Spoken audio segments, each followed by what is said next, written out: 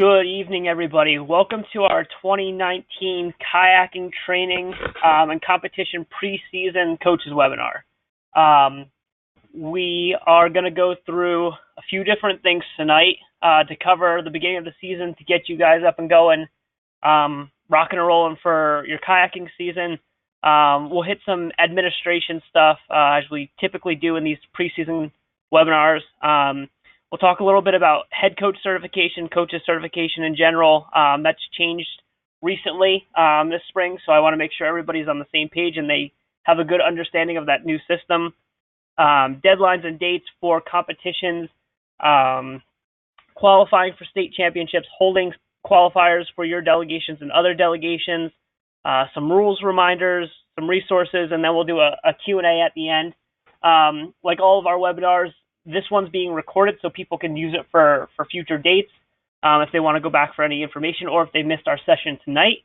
And additionally, if you have any questions, please use the GoToWebinar system to enter your question or raise your hand. We will hit questions all in one group at the very end. The big one that we have on all of our pre-comp webinar or pre-season webinars is, again, no athlete or volunteer may participate in any manner in Special Olympics Maryland programming without a valid or current medical form or volunteer application. There are no exceptions to this policy. That is a main thing for the safety of the athlete, for the volunteer, to make sure everything's taken care of. And so they have a medical on file in case anything should happen at a practice, at a competition. The medical's there so that a medical staff personnel can take care of that athlete, coach, volunteer, whoever may be part of a delegation. When it comes to making sure everybody has that stuff in, work with your area leadership. You've all probably heard this before. Again, all athletes, unified partners, coaches, and other volunteers have to have those proper forms in to participate in any Special Olympics training program. It's for the health and safety of athletes as well as the protection of SOMD and its volunteers. Coaches, work with your area directors and area director support staff to determine which athletes need new medicals and which volunteers have expiring certifications. For coaches' requirements, for all coaches of Special Olympics athletes must have the following clearances and certifications prior to starting to coach for the season. The following things that are listed here are specifically for a head coach. The next slide will give you a better overall idea from each level of volunteer and coaching for what is needed, but for specifically a head coach, submission of Class A volunteer application and the background screening, protective behavior screening, concussion training, the SONA sports certification by doing the kayaking training that we provide, and then coaching Special Olympics athletes. All of them in that list are valid for 3 years after you get it. CSOA is the exception. That's a course that you have to take that's a one-and-done kind of course. Unified partners and all other volunteers must complete and maintain the volunteer screening and protective behavior screening in order to volunteer with Special Olympics. Again, this next slide here that we're going to move to gives you a little bit better of an idea of each of the steps for what certifications are needed for volunteers. It can be a little tricky at times to figure out and differentiate difference between assistant coach and head coach, or assistant and any sort of volunteer. General volunteers need your volunteer application, the volunteer orientation, and protective behaviors. General volunteers a lot of times are people that may be sports coordinators that may not be necessarily out at practice, but volunteer within your local area program to get information sorted together, keep track of things for your team, and those sort of things. We're adding another level of volunteer, which will be sport volunteer. We have some people in the process of using this level of volunteer already. The biggest difference between a general volunteer and sports volunteer is that concussion course. And a lot of the times your sport volunteers are your lack of a better term, team mom or dad, coaches that you may just have warm up the athletes. Coaches that assist at practice in any manner. We want them to have that concussion as a sports volunteer, just because the more people that we have that are certified that can spot a concussion, the more eyes we just have to protect our athletes at the end of the day. If you are interested in bumping to an assistant coach from a sports volunteer, the next step is the CSOA training. The CSOA training is a little bit more in depth. It's a little bit longer than your basic concussion course or even potentially a sports training. And it specifies working directly with our athletes that an assistant coach will be working with every week, potentially every day, depending on the program. So the next step to assistant coach is the CSOA training. Then again, the next step from assistant coach to head coach, who may be leading a team, is the sports-specific course, which is that SONA sports certification. The most important thing for you to know when it comes to competitions and head coach roles, the new rule that was put in place going into summer games is that every delegation needs to have a head coach that represents their team to be eligible for the state level games that are held by SOMD. Of course, we want everybody to have a head coach because we want somebody responsible for that delegation that knows all the athletes and that knows the ins and outs of that sport. So when you do go to state games, it's a little bit easier to navigate for delegations, and the weekend is a better experience for everyone involved. The final level on our progression chart here is the advanced coach. Currently, what you need to step up to advanced coach is principles of coaching.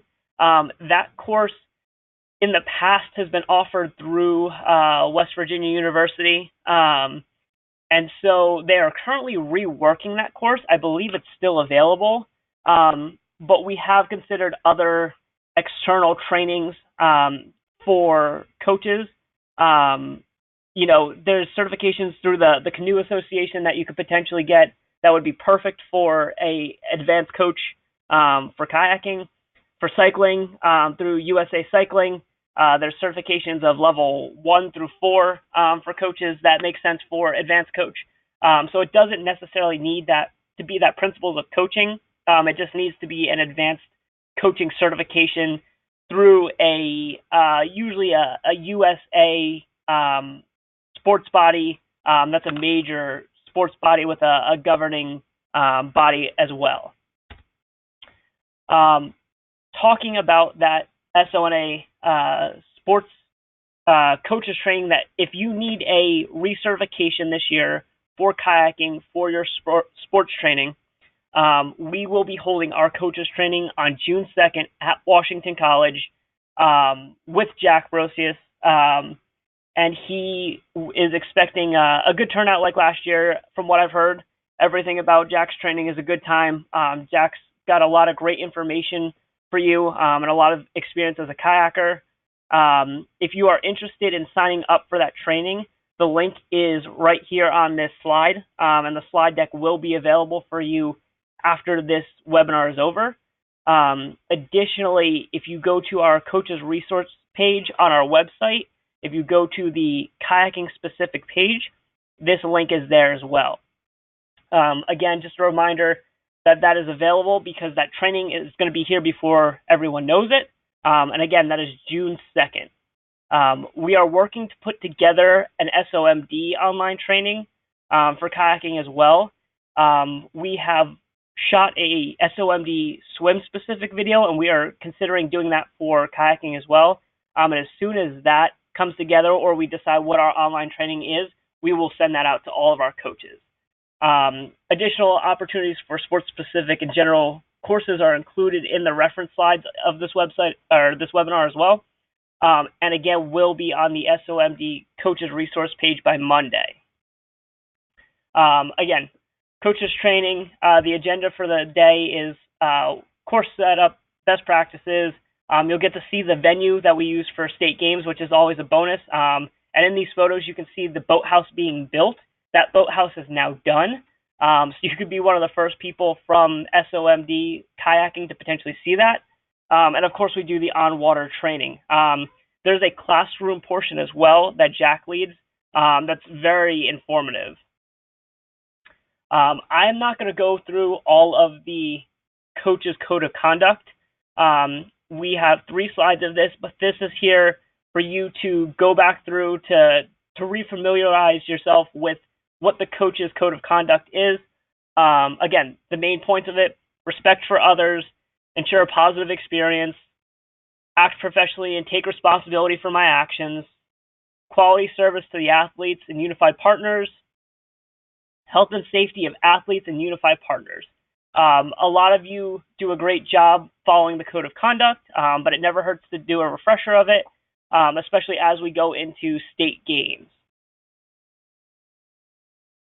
So here are the important registration deadlines that you'll need to know for kayaking. There's one note that I will make for everybody on the webinar and that views the webinar, is that these are the dates that are set by SOMD state staff for our state competitions. That doesn't mean that there aren't potentially slightly earlier deadlines set by your area directors and area director support staff that put in your delegation information into GMS for competitions. So make sure that these are our dates that we set, but check in with your area directors and that support staff to make sure you find out what their dates are, because it may be a few days earlier. The training registration deadline for getting everyone in for all your athletes that are training at the moment that are eligible for summer games need to be entered by 7/11 of this year. So again, July 11th. The last date for missing forms to be submitted to HQ is July 18th. Again, every athlete needs a medical valid through August 24th, our championship day, on file by this 7/18 date. And the same thing goes for coaches, partners, volunteers.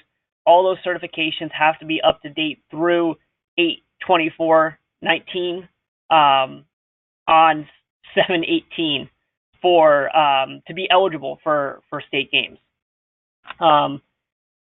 If you do not have forms in by that date, there's a chance that you will be in jeopardy of not being eligible for state games. So make sure that's one date that you have on your calendar to make sure you have everything in by. And then the final date is the competition registration date. That is on 8/1, and that is initially for time trials for kayaking. And all of those that attend our required time trials will then be advanced onto the state games unless we are being told that they are scratched or not attending. Our kayaking events that we offer. We have our 100-meter singles, 100-meter doubles, which is both traditional and unified doubles, 200-meter singles, 200-meter doubles, traditional and unified, 500-meter singles, 500-meter doubles, traditional, unified, 1K individual singles, and 1K doubles, traditional, unified. Most importantly, some notes on the side for you. The 100-meter and the 1K events are specific to SOMD, and the 1K does now appear in the official SO rules. They just recently added that. So the 100-meter is the only one that's specific to SOMD, but I will say, after reaching out to a couple programs asking about what they do for kayaking, we are the only ones that really offer the 100-meter and the 1K. Most programs only offer the 200 and 500. Again, the 100-meter race follows the comparable sports rules for the 200-meter race in the SO rules. So while it's not in the SO rules, whatever the rules are for the 200-meter race is the same for the 100-meter.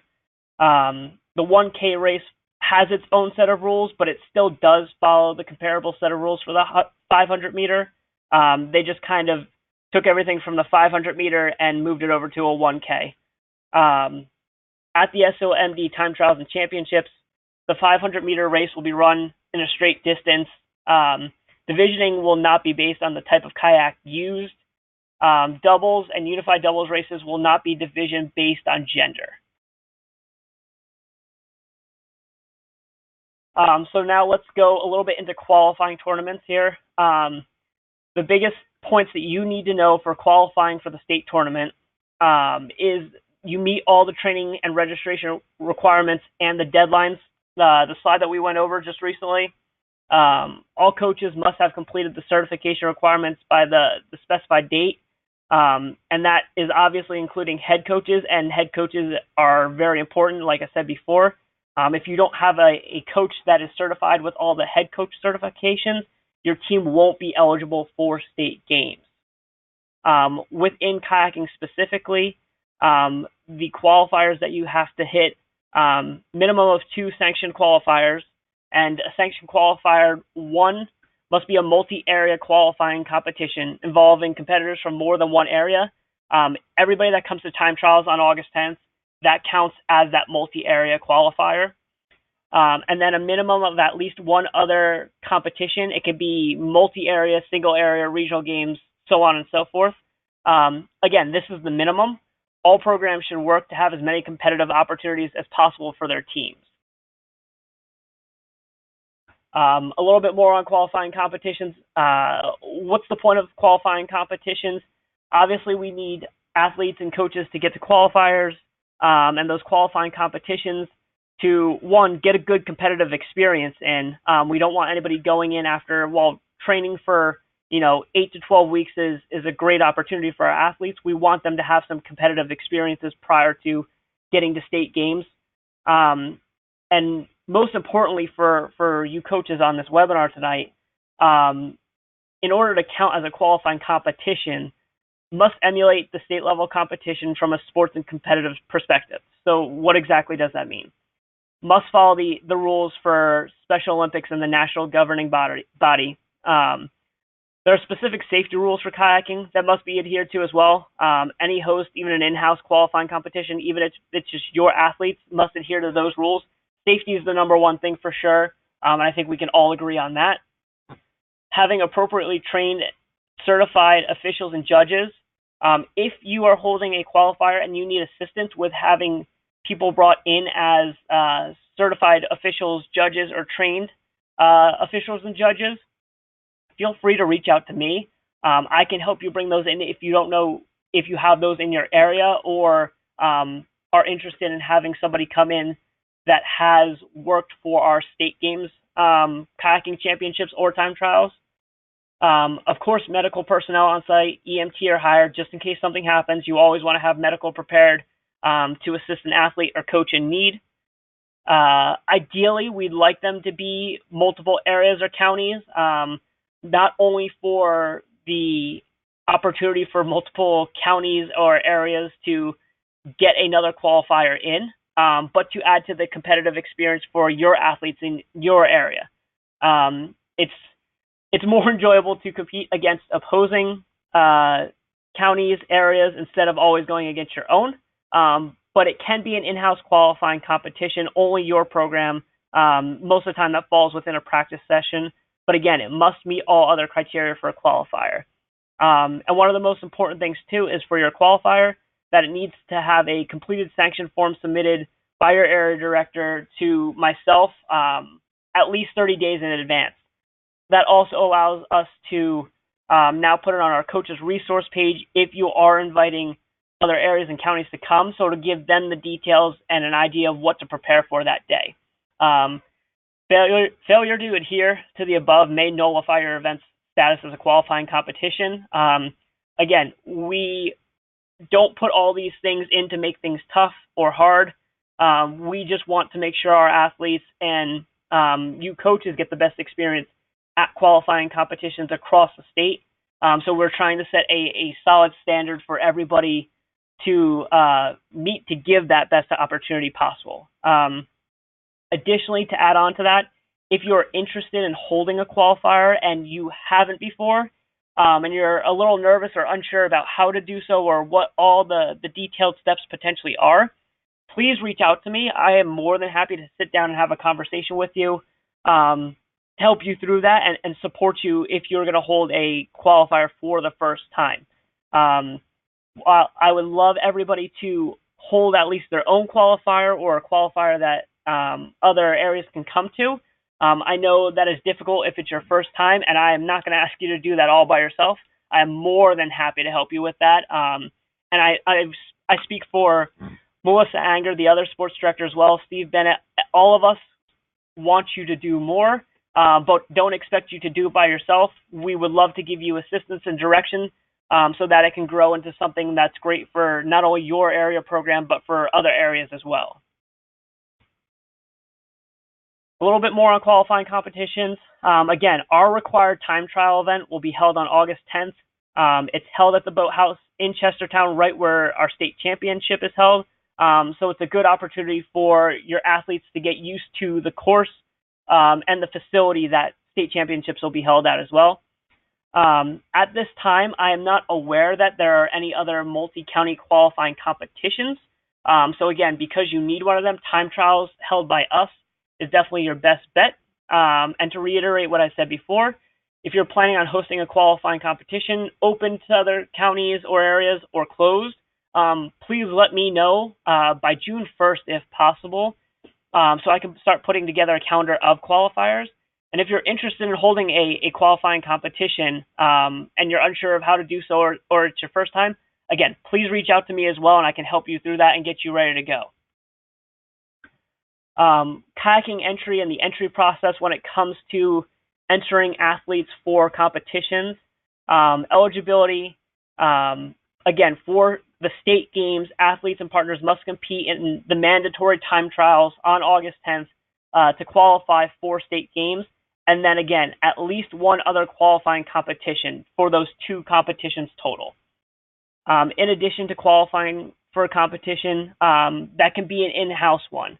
The biggest things, again, for your in-house qualifiers are you have an actual course set with markings, the officials are in place, and the competition is being conducted under the Special Olympics and NGB rules. And really important, too, is times are recorded and then submitted to HQ following the competition. That can be in GMS. I will tell you that it helps us tremendously if the event is set up in GMS and the times are then recorded after the qualifier in GMS, because when state championships roll around after time trials happens, we can also go back and look at your individual qualifiers if they're in GMS, or even if you send them as an Excel, just to compare times to see how athletes may have improved, or if we have a questionable time, we'll reach out to you and also compare to past qualifier times as well. Athletes and partners may enter up to 3 events total. This is a slight change from what it has been in the past. In the past, it has been 2 events that athletes can enter into, and we've had that stipulation of they can also enter the 1K as a bonus 3rd event. After talking to the Kayaking sports management team, we've decided to just open it up to athletes and partners may enter up to 3 events total. The only stipulations that follow with this now are athletes cannot be in both the 100 meter and the 500 meter or the 1K. So essentially, athletes that enter in a 100 meter event, they can also enter into the other 100 meter event of the different event type. So if they enter as singles, they can also enter a 100 meter doubles event if they'd like. And 100 meter athletes can also enter the 200 meter singles and doubles as well, but they can't jump to the 500 or the 1K.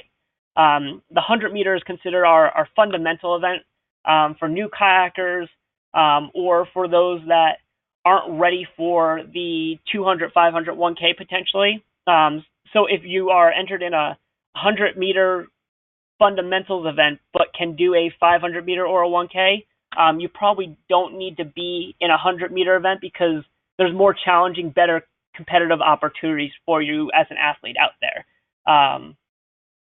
Again, a change from the past as well is can include singles and doubles in the same distance. Prior to this year, the rule was that you could only enter, if you entered 100 meter singles, you couldn't do 100 meter doubles.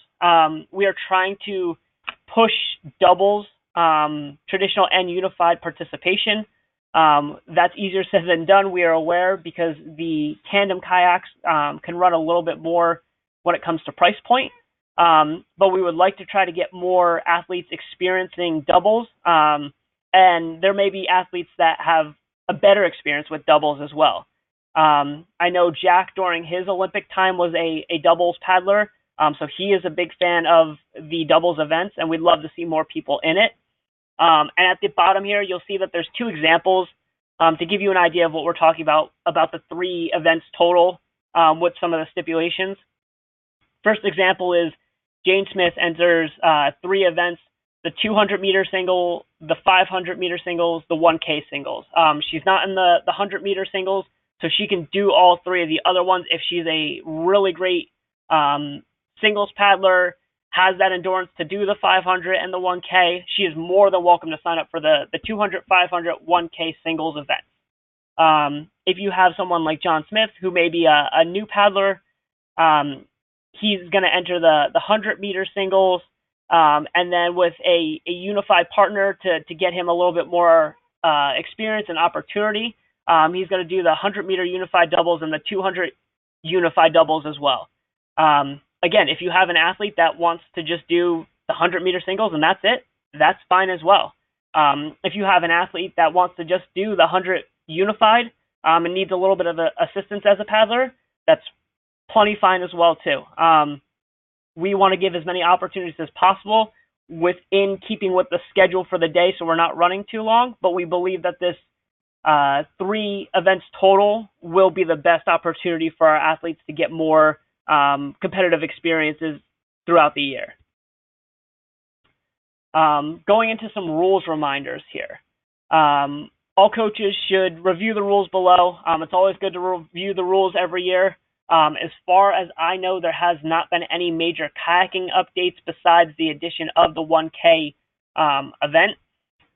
So you can use the link below the kayaking rules here to access the SO kayaking rules. You can also find it on the Special Olympics website. It's a little buried in there now, but it's under the sports section as usual.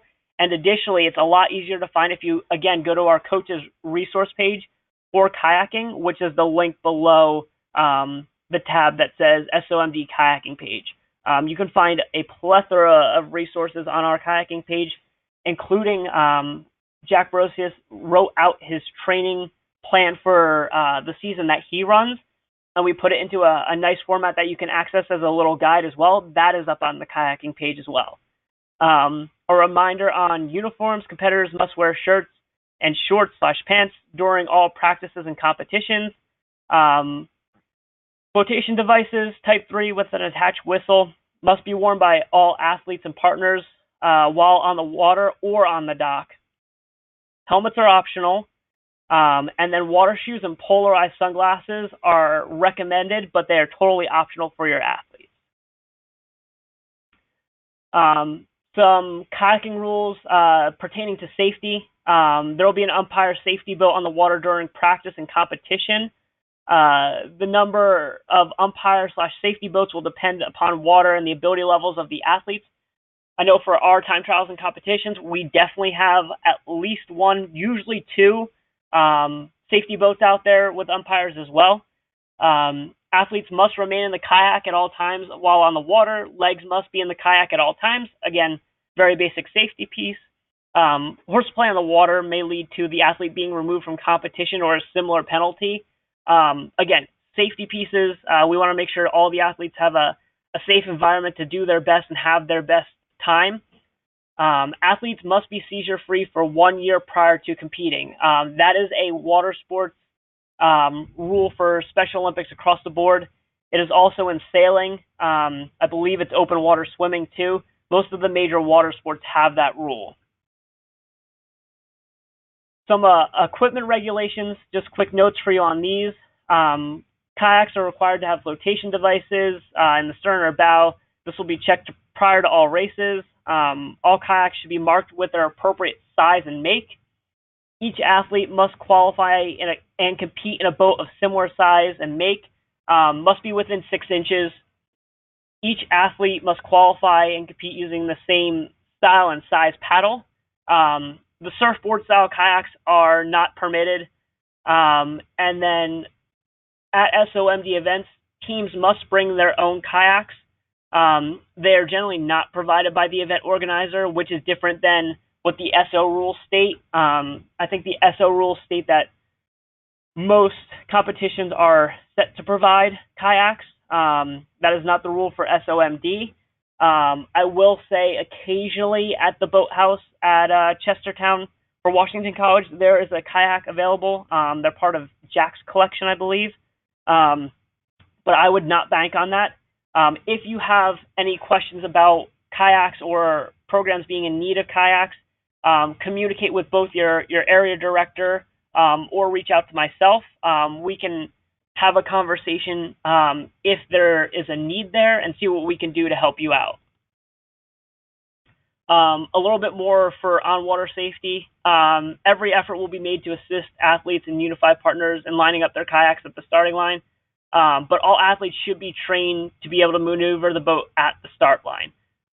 We always have volunteers at our state-level competitions that are prepared to help get the boat to the water and situated, but it always helps if your athletes are well-versed and trained in that. Additionally, once they are in the water, in the boat, getting themselves kind of aligned to get ready to go. Coaches are not allowed on the water unless previously designated as a safety boat or lineup helper. Athletes must remain in the kayak at all times. While in the water, legs must be in the kayak at all times. Some quick rules for events. All races are started by the following commands. Athlete ready, followed by the sound from an air horn. For hearing impaired athletes, the individual as a starter will drop a white flag to indicate the start of the race along with the air horn. A red flag raised at either the start or finish line area will indicate an infraction at that line. No coaching is permitted from the shoreline from coaches, assistant coaches, family members, spectator, or other delegation members. Specific paddling instructions should not be called out to competitors. That does not include cheering on your athlete, telling them, I know there's some parents that like to say, go, go, go. That is not included in there. That is not specific paddling instructions, but we don't want coaching specific to the sport itself from the shoreline. If a competitor falls out of their kayak during the race, they will be given the opportunity to re-enter their kayak and resume the race. Safety boats will assist competitors who do not wish to try to continue or cannot get back in their kayak. Some rules specific to the 100-meter, 200-meter, and 500-meter straight singles, traditional, and unified doubles. If the competitor fully travels outside of their lane during any of the competitions, but does not impede on another competitor, they'll end up with a 5-second penalty that'll be enforced. A competitor must be attempting to return to the proper lane and must complete the race in the assigned lane. If they are fully outside of their lane and finish it, the race as a whole, it'll be considered a disqualification. If a competitor crosses the lane barrier and impedes on another competitor, this is mean for disqualification, though through the protest procedure, and the competitor that was impeded on has the option of starting the race at a later time for a proper score. Again, essentially all these boil down to make sure you're training your athletes to stay in their lane as best as possible. We understand that accidents happen. Varying degrees of coming outside of your lane will result in various penalties and or disqualification. A rule specific to the 100-meter event. In the 100-meter race, the kayak that is in the lead has the right of way at all times. The kayak that is behind must yield to that leading kayak. Here is another follow-up resources page. The event guide for kayaking will be distributed closer to the event, time trials, and the state championship. If you're interested in more general paddling information, please check out the link for the American Canoe Association. Like I said, they do have some advanced coaches trainings that would satisfy that principles of coaching course for an advanced coach if you're looking to do that. Again, the link for our kayaking page on our SOMD website, the SpecialOlympics.org website for general kayaking coaches guide information. The coaches guide for kayaking is very good. It's probably the most recently updated coaches guide out of them all, and it has some great videos in it for training tips and tricks, planning your season, and much more. again, and you can also find the Special Olympics rules for kayaking, the training session planning guide, and additional videos. Resource links, and then also the contact information for our sports directors. There's my email for kayaking, Melissa's email for additional other sports, and Steve Bennett's email in case you need anything in general, like summer games, fall games, or winter games especially. I'm going to come back to this question slide, but really quickly, I'm going to move forward, and we're not going to go through all these registration forms and procedure slides. They're mostly reference slides. Most of you have seen all these forms a dozen or so times, but these are the forms that we were speaking about in the beginning that athletes must have the completed physical prior to the registration dates that we had, and through the end of the kayaking state championships on 8/24.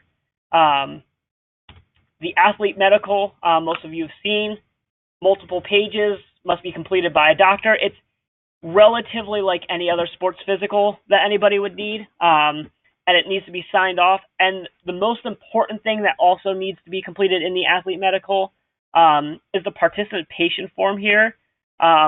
If a medical gets turned back a lot of the times, it's because somebody either missed this page or missed a signature or a check on this page. So that is the athlete medical, which is very important to getting your athletes in the water just to practice in the first place, or to get them to state competition. Volunteers, coaches, partners, the volunteer application, which is also the approval for the background check. This is the form. Again, you've probably seen front and back page of this. Read through it, sign off. Anyone that's under 17 or younger needs to have a parent or guardian fill this out. And then there's also, if they are under 17, the student minor volunteer reference form is there as well. Additionally, as you go throughout the season, if there's any incidents at practice, even if it's a scraped knees, bumped elbow, something that may feel silly to report, we ask you to please report those on the first report of accident/incident forms and turn them into your area directors or area director support. The more documentation for injuries or bumps or bruises that we have at practice, the better for the state office, so we can take care of those if we need to. This is the form if you haven't seen it. Again, most of you have probably seen it. Online training through Human Kinetics. Human Kinetics doesn't have a kayaking training. Some other sports do have it that you can take, but unfortunately there isn't one for kayaking, and if they have added one, I haven't seen it yet myself. We talked about approved course development experience, again, especially for principles of coaching, some of those advanced trainings. For the SONA sports certification, we ask that you attend one of our coaches trainings, but there are other comparable trainings out there. As an example, one that we've approved before for swimming is Red Cross water safety training, certain things like that. We prefer that it is sports oriented, and especially in your sport specifically. So our coaches training on the 2nd, again, is definitely the best place to get that covered. And now we will work back to questions. If you have any questions, please feel free to add it to the question field of the GoToWebinar system, or raise your hand and I can unmute you and we can chat. I don't know if Mike has a question here. Nope, no question from Mike. If there aren't any questions, we will call it a night. I will leave up the contact information for myself. If you need to get a hold of somebody for a question for kayaking, If it comes to you tonight or in the next few days, feel free to shoot me an email. And again, before we go into this season, I appreciate all the work that you guys do as coaches, as area directors, as area director support. I appreciate you being on this webinar to prepare yourself for the kayaking season. Without your support and the training and the webinars that you come to, none of this happens. The experiences that you provide your athlete are unbelievable. And at the end of the day, they make a world of difference, not only to them, but us, because we appreciate everything that you do for your athletes. Again, thank you for attending our preseason webinar for kayaking, and we hope everybody has a great night.